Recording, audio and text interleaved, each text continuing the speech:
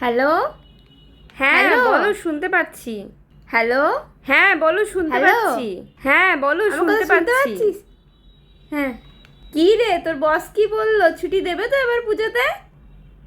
না। কি না? এবছর পুজোতেও তুই বাড়ি আসবি না? 3 বছর হয়ে গেল তুই পুজোতে বাড়ি আসিসনি। তোর বসের নাম্বারটা দে তো, আমি কথা বলবো। এমন চাকরির কি দরকার যে তুই পুজোতে ছুটি পাবি না? বছরে একবার একটা উৎসব হবে, সেটাতে ছুটি নেই?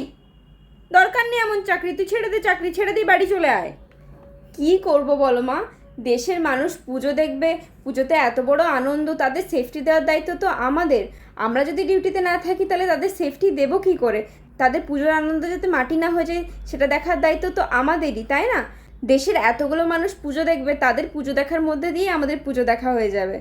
আমাদের আর আলাদা করে পুজো বা পরিবার কোনোটাই হয় না মা। তাই বলে তুই এবারও পুজোতে বাড়ি আসবি না? আর ইমোশনাল কোনো কথা নেই, চুপ।